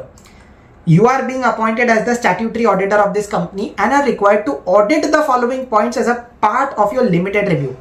कंपनी ने लिमिटेड रिव्यू पता है क्या होता है, कुछ चीजें आप क्वार्टरली चेक करते हो और आपका, चलो आपको आर्टिकलशिप में लेके चलते हैं या फिर आप सीए बन गए, आपका पहला लिमिटेड रिव्यू है और आपको ये पॉइंट्स पे ऑडिट करना है, ऑडिट करने बोला है। Draft the appropriate figures for each of these points by applying the relevant laws and accounting standards. अब आप समझोगे कि ऑडिट एग्जैक्टली क्या चीज है और उसमें आपको क्या करना होता है। ये आपको चीजें कंपनी ने डेटा दे के दिया है, आपको रिलेवेंट लॉज लगाने, रिलेवेंट अकाउंटिंग स्टैंडर्ड्स लगाने और सही फिगर्स निकालनी है, सही फिगर्स निकालनी है। ये आपके लिमिटेड रिव्यू का पहला काम है। चलो, आपकी पहली ऑडिट आज मैं लेक्चर के थ्रू करवाऊंगा and don't worry, I am there to help you. मैं आपको पूरा गाइड करूंगा, मैं कैसे कर रहा हूं मैं करूंगा। आपको क्या करना है, आपको सही से गेस थ्रू करना है, आपको मेरे साथ साथ ऑडिट करना है, मजा आएगा, आ जाओ। तो सबसे पहला डेटा ना मुझे अंडरराइटिंग कमीशन पर दिया गया, तो पहले मैं आपको लॉ रिवाइज करवाऊंगा एंड उसके बाद हम लोग इस पॉइंट पे ऑडिट करेंगे, आई मीन इस पॉइंट पे हम फिगर्स जनरेट करेंगे। तो पहली चीज, as per section 40 of companies act 2013 आपको पता है मैक्सिमम अंडरराइटिंग कमीशन कितना हो सकता है। For shares it should be maximum 5% of issue price and for debentures it should be maximum 2.5% of issue price. ये आपका मैक्सिमम अंडरराइटिंग कमीशन हो सकता है। हमें बोला है कि इस पर्टिकुलर केस में मैक्सिमम अंडरराइटिंग कमीशन कितना है निकालो। तो पहले तो मैंने क्या बोला, शेयर्स के लिए 5% ऑफ इश्यू प्राइस, डिबेंचर्स के लिए 2.5% ऑफ द इश्यू प्राइस। तो अब सुनना, मैंने 5 लाख के शेयर्स को 15% प्रीमियम पर इश्यू किया, तो मेरे शेयर्स की इश्यू प्राइस कितनी हो गई, कहना इसे 5 लाख रुपीज फेस वैल्यू थी प्लस 15%, 5,75,000 कहना इसे इज माई इश्यू प्राइस। और मैंने क्या बोला, मैक्सिमम अंडरराइटिंग कमीशन कितना हो सकता है as per section 40, 5,75,000 into 5% being 5% of its issue price. तो 5,75,000 इंटू 5%, 28,750 मेरा मैक्सिमम अंडरराइटिंग कमीशन हो सकता है इन केस ऑफ शेयर्स। तो for shares 5% that is 5 lakh plus 15% is equals to 28,750। दूसरा, and 10% debentures having face value of 10 lakh rupees issued at a discount of 5%। तो मैंने क्या बोला, डिबेंचर्स के लिए मैक्सिमम अंडरराइटिंग कमीशन कितना है, 2.5% ऑफ इट्स इश्यू प्राइस। तो मेरा फेस वैल्यू है 10 लाख रुपीज माइनस 5% डिस्काउंट आप करोगे, तो कहने से 10 लाख के डिबेंचर्स में 5% डिस्काउंट मतलब 9.5 लाख रुपए पर इश्यू करूंगा और इस 9.5 लाख का 2.5% मेरा मैक्सिमम अंडरराइटिंग कमीशन इश्यू हो सकता है। तो 9.5 लाख इंटू 2.5%, इसका आता है 23,750। तो देखो 10 लाख रुपीज माइनस 5% इंटू 2.5, तो 23,750 is my maximum under writing commission in case of debentures. तो टोटल कितना हो गया 28,750 plus 23,750, 52,500 maximum under writing commission में चार्ज कर सकता हूं। ये फिगर हमें ऐसे ही रेलेवेंट लॉज लगा करके, रेलेवेंट अकाउंटिंग स्टैंडर्ड्स लगा करके सही फिगर्स जनरेट करनी है। पूरे क्वेश्चन में यही करना है, और आप जैसे जैसे करते जाओगे आपका एक एक प्रोविजन, एक एक अकाउंटिंग स्टैंडर्ड का जो बेसिक कंसेप्ट है रिवाइज भी होता जाएगा। भैया क्या क्वेश्चन बनाए हो आप, आपके लिए ये भाई, आपके लिए ये भाई, एक लाइक, एक शेयर, एक सब्सक्राइब कर ही दिया करो। नेक्स्ट, अभी क्या हुआ है, अभी बायबैक हुआ है, आ जाओ।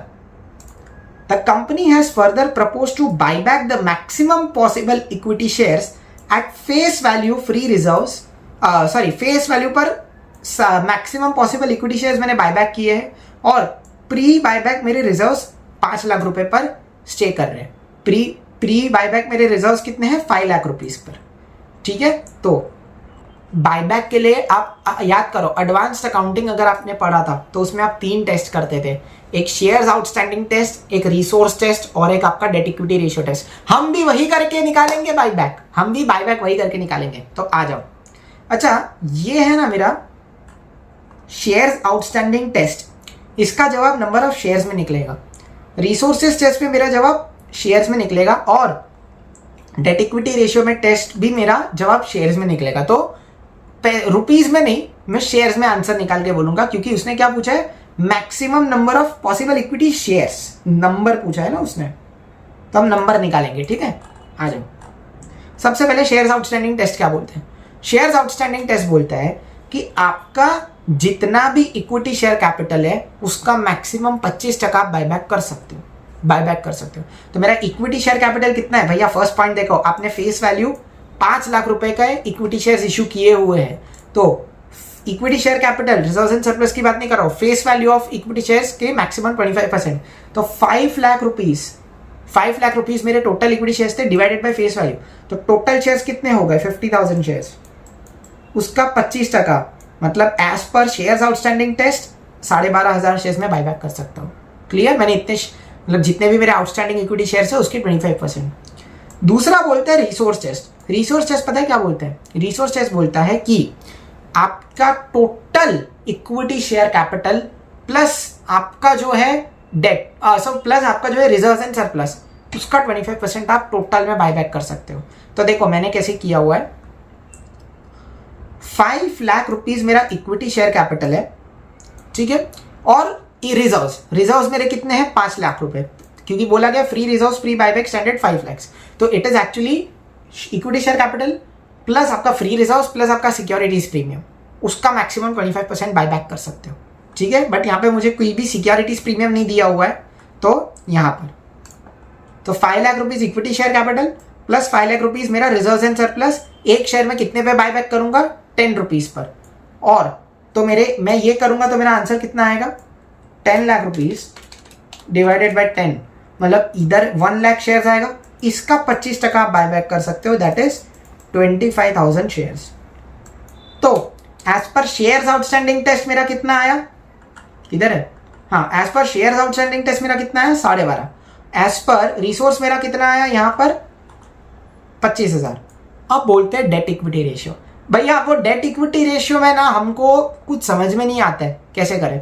मैं आप लोगों के लिए ना एक सिंपल मेथड लेकर आया हूँ जो आपको अकाउंट्स में भी काम आएगा, ऑडिट में भी काम आएगा, और ये मेरे खुद के फैकल्टी ने मुझसे कहा है। मैं पहले ही बोल रहा हूँ ये मेरा खुद का जनरेटेड मेथड नहीं है, ये मेथड मेरे फैकल्टी ने मुझे बोला है, मेरे फैकल्टी ने अपनी क्लास के थ्रू ये मेथड मुझे सिखाया है, मेरे फैकल्टी ने मुझे सिखाया है, तो ये उनका मेथड है, ठीक है। तो बोलना मत कि भैया आप कॉपी कर रहे हो, मैं पहले ही बोल रहा हूँ ये उनका मेथड है, मेरा नहीं। डेट इक्विटी रेशियो टेस्ट, तो मेरे को एक बात बताओ, डेट पोस्ट बायबैक मतलब बायबैक करने के बाद ये टेस्ट क्या बोलता है पता है? डेट इक्विटी रेशियो टेस्ट बोलता है कि बायबैक करने के बाद आपका डेट इक्विटी रेशियो मैक्सिमम 2:1 होना चाहिए।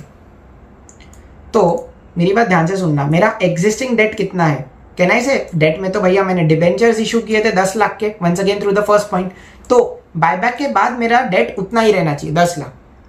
मेरा इक्विटी कितना होगा देखो सिंपल रहे, 2:1। अगर ये मेरा 10 लाख यहाँ पर है और मैं बोलता हूँ कि ये रेशियो मेंटेन करने के लिए ये मेरा इक्विटी है, let the equity be X, तो एक्स कैसे हो गया 10 लाख डिवाइडेड बाई 2, तो पोस्ट बायबैक मेरा इक्विटी कितना हो गया 5 लाख। तो इक्विटी पोस्ट बायबैक 5 लाख, और अभी बायबैक से पहले मेरी इक्विटी शेयर्स कितने के हैं मेरे पास 10, टोटल इक्विटी कितनी है 10 लाख की। एंड वंस अगेन इक्विटी मतलब equity share capital plus securities premium plus free reserves.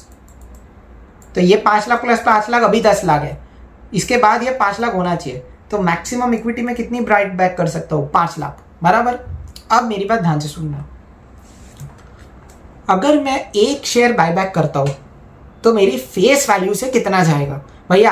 आपके एक शेयर की फेस वैल्यू है 10 रुपीज, तो कहने से एक शेयर बायबैक करूंगा तो एक शेयर की फेस वैल्यू 10 रुपए से कम हो जाएगी, आई मीन 10 रुपए से हिल जाएगी मेरी वैल्यू। दूसरी चीज, मैं बायबैक करूंगा तो मेरे सीआरआर में कितना जाएगा। आपको पता है ना, बायबैक करते हो तो नॉमिनल वैल्यू ऑफ बायबैक जितनी आपकी होती है उतने का आपको कैपिटल रिडेम्पशन रिजर्व में फ्री रिजर्व से ट्रांसफर करना पड़ता है। तो नॉमिनल वैल्यू वंस अगेन मेरी फेस वैल्यू ऑफ बायबैक कितनी है 10 रुपीज, तो एक शेयर बायबैक करूंगा तो इक्विटी शेयर कैपिटल तो 10 रुपए से गिर ही जाएगा। कहने से साथ ही साथ 10 रुपया कैपिटल रिडेम्पशन रिजर्व में भी जाएगा बीइंग इक्विवेलेंट, तो 10 रुपीज। तो ये दोनों को ऐड करके 20 रुपीज मैंने लाया, और shares to be brought back ये वैल्यू को ये वैल्यू से डिवाइड कर दिया 20 रुपीज, तो यहां पर मेरा 25,000 शेयर आते हैं। ये मेथड मेरे फैकल्टी ने मुझे बोला है, वंस अगेन बोलो। तो ये तीनों में से लोअर शेयर्स आउटस्टैंडिंग टेस्ट के थ्रू मेरे मैक्सिमम नंबर ऑफ शेयर्स है 12,500, रिसोर्सेज टेस्ट के थ्रू 25,000, और डेट इक्विटी रेशियो टेस्ट के थ्रू भी 25,000, तीनों में से lower 12,500 shares. This is the maximum number of equity shares which I can brought back. अब जाओ फाइनेंशियल कंपनी के जब मिलेंगे तब जाके देख लेने का कि इतना या इससे कम हुआ है कि नहीं। अगर इतना इससे कम हुआ है मतलब company has followed the law, वरना कंपनी ने लॉ तोड़ा है, ऐसा ऑडिट करने का। नेक्स्ट ये आपका AS10 वाला सवाल है, ये भी कर लेते हैं। पीपी में क्या है, आ जाओ, इस पे भी कुछ कॉस्ट के बारे में मुझे आपको बताना है। सबसे पहले तो बेस कंस्ट्रक्शन प्राइस 40 लाख, ठीक है, वो उसको मैं यहाँ पे ले लूंगा। तो क्लोजिंग इन्वेंट्री, हाँ, बेस कंस्ट्रक्शन प्राइस 40 लाख यहाँ पर ले लिया। डायरेक्टली एट्रीब्यूटेबल कॉस्ट 10 लाख, उसको मैंने यहाँ पे ले लिया, डायरेक्ट एक्सपेंसेस है। Trial run revenue, trial run expense. अब ध्यान से सुनना ये क्या बोलता है, यहाँ पर कंसेप्ट है। AS10 बोलता है कि ट्रायल रन से आपने जितना भी पैसा कमाया उसको आप अपनी कॉस्ट से माइनस करो, और ट्रायल रन पे आपने जितना भी खर्चा किया उसको आप अपनी कॉस्ट पे ऐड करो। ये AS10 बोलता है, और ये इंड AS 16 भी बोलता है जब आप CA फाइनल में पढ़ोगे। तो अब मेरी बात ध्यान से सुनना, ये ट्रायल रन रेवेन्यू मैंने कितना, कहने से मैं -1 लाख करूंगा कॉस्ट में और +40K करूंगा, तो नेट में अगर मैं -60,000 कर दूंगा कॉस्ट से, पीपी की कॉस्ट से मैं -60,000 कर दूंगा, तो मेरा इन दोनों चीजों का एडजस्टमेंट हो गया। तो मैंने क्या किया, सीधा यहाँ पर net trial run revenue 60,000 minus कर दिया, ठीक है। और इनॉग्रेशन एक्सपेंस, भाई याद रखना, inauguration expense, employ relocation cost, याद आ रहा है, ये सारे एक्सपेंसेस अकाउंटिंग स्टैंडर्ड 10 बोलता है ये सब पीपी के बन जाने के बाद के एक्सपेंस है, तो ये सब आपको पीएनएल में डालने पड़ेंगे, इन्हें आप कैपिटलाइज नहीं कर सकते बुक्स में, तो ये मैं बुक्स में कैपिटलाइज नहीं करूंगा। तो इतना करते ही, ये 3 आइटम्स देखते ही मेरा वैल्यू एज पर AS10 कितना आया 49,40,000। जाके बैलेंस शीट में देख लेना सही से हुआ है। तो मुझे बताओ अब तक आपका लिमिटेड रिव्यू असाइनमेंट कैसा चल रहा है। हम क्वेश्चन थोड़ी कर रहे हैं, हम तो लिमिटेड रिव्यू कर रहे हैं भाई। हम तो लॉ और अकाउंटिंग स्टैंडर्ड से लगा के देख रहे हैं फिगर्स क्या निकल रही है। ये ऑडिट लिमिटेड रिव्यू कर रहे हैं भाई हम, मजा आ रहा है। तो भैया अब तक लिमिटेड रिव्यू में चीजें समझी आपको? यस समझी। चलो अभी खत्म नहीं हुआ है, अभी 2-4 चीजें और चेक करनी है हमें। चलो आगे बढ़ते हैं फिर। अब यहां पर ना कंपनी ने लोन दिया है। अब मेरी बात ध्यान से सुनना, एक सेक्शन है, सेक्शन नंबर 186 सब सेक्शन 2, ये आपके इंपॉर्टेंट है, ध्यान से। ये पता है क्या बोलता है? ये बोलता है कि कोई भी एक कंपनी अपने share capital plus free reserves plus securities premium, इसका 60%, भैया थोड़ा सही से लिखो ना, आ जाओ सही से लिखता हूं। ये बोलता है कि कोई भी कंपनी अपना share capital plus securities premium plus free reserves, इसका 60% और उस कंपनी के securities premium plus free reserves का 100%। ये दोनों फिगर्स में से जो भी फिगर हायर आती है ना, हायर, इस फिगर से ज्यादा का लोन किसी भी इंसान को नहीं दे सकती। भैया क्या सेक्शन क्या बोले वापस, क्या करने का, सिक्योरिटीज प्रीमियम, फ्री रिजर्व्स और शेयर कैपिटल, इसका 60% निकालने का, फिर फ्री रिजर्व्स और सिक्योरिटीज प्रीमियम का 100% निकालने का।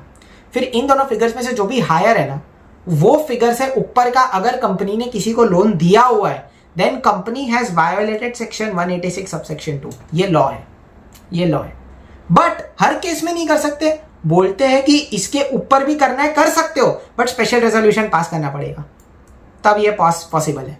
बट कंपनी ने क्या प्लान किया, देखो, company has decided to advance a loan to mister X a person during the next financial year without passing any resolution. कोई भी रेजोल्यूशन पास किए बिना लोन देना है, मतलब इन लिमिट्स के अंदर ही रखना पड़ेगा ना, ये लिमिट्स के अंदर ही रखना पड़ेगा। यस, तो देखो हम लोगों को रेलेवेंट डेटा दिया गया है, हम लोग को फटाफट कैलकुलेट करना है। This is the next part of our limited review. तो इक्विटी शेयर कैपिटल मैं बोलता हूँ मेरा 4 लाख रुपया हो गया, 10% प्रेफरेंस शेयर कैपिटल 2.5 लाख रुपया, ये भी ले लेने का। Share cap, it's not only equity share capital, it is full share capital. Securities premium 10,000 रुपए, ये ले लेने का।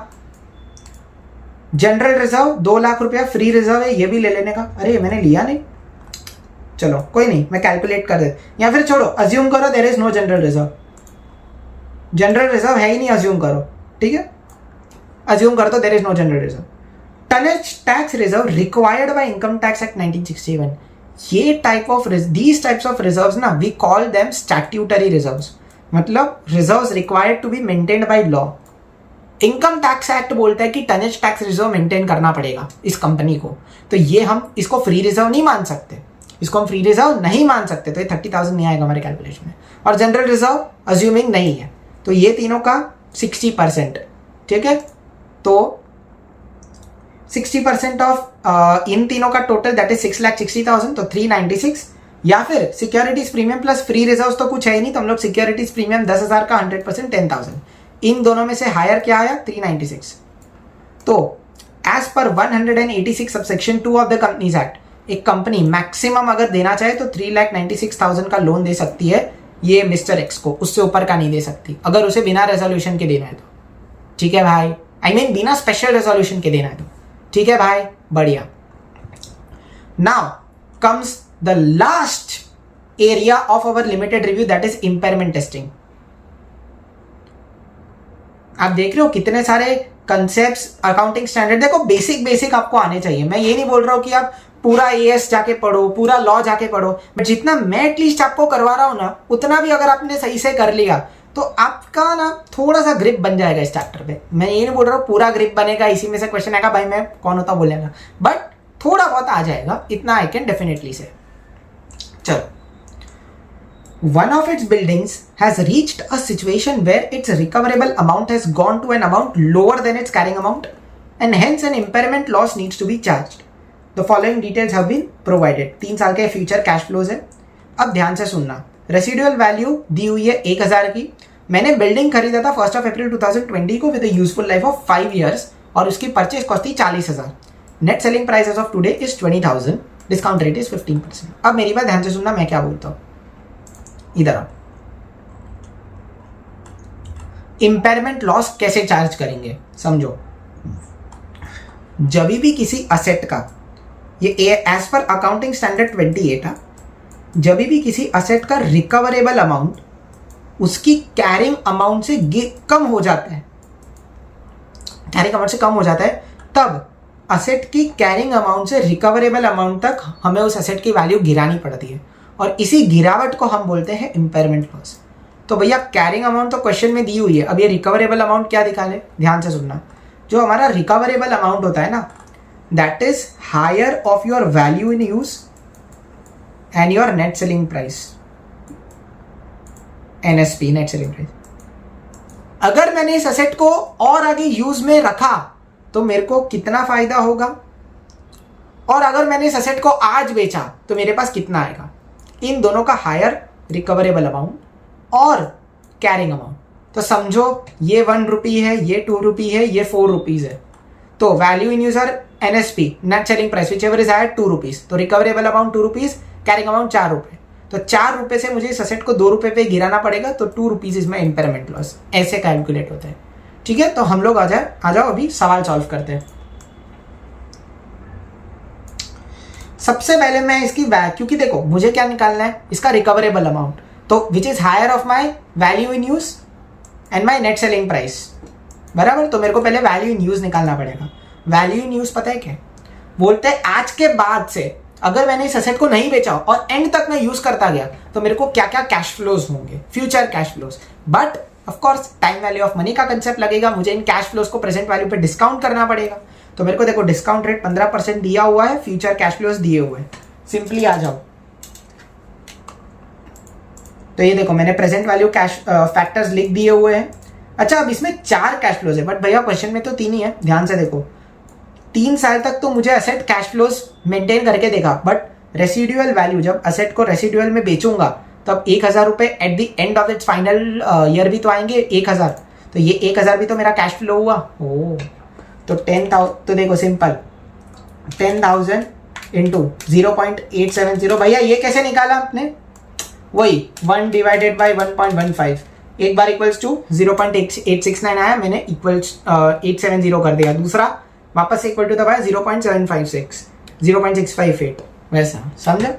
तो अभी मैं simply 10,000 into 0.870 m plus 14,000 into 14,000 into 0.756 m plus 4 + 1 मतलब 5,000 इंटू 0.658 m प्लस MRC। तो मेरा वैल्यू इन यूज आया 22,574 मेरा। तो देखो मेरा वैल्यू इन यूज 22,574 और मेरा आज का कैरिंग अमाउंट कितना है। सिंपल, असेट पे डेप्रिसिएशन भी तो लगेगा।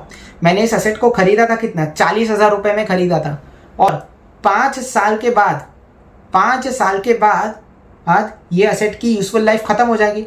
अच्छा, अब यहाँ पर ना एक अजम्पशन है कि ये जो रेसिडुअल वैल्यू है ना, ये इसकी स्क्रैप वैल्यू नहीं है।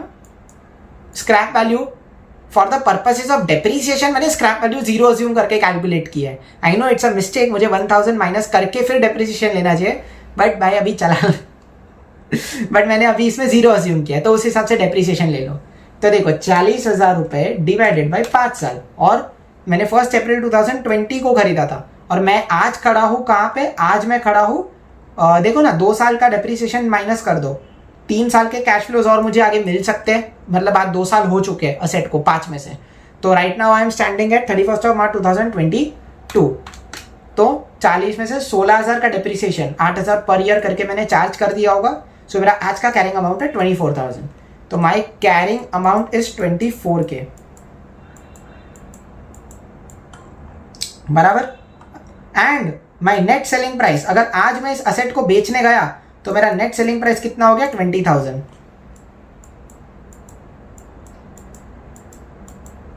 तो मैंने क्या बोला, ध्यान से, मैंने बोला कि मेरा रिकवरेबल अमाउंट क्या है, higher of my NSP that is my net selling price और my value in use that is 22,574। तो ये रिकवरेबल अमाउंट 22,574 हो गया, और आज मेरा कैरिंग अमाउंट कितना है 24,000।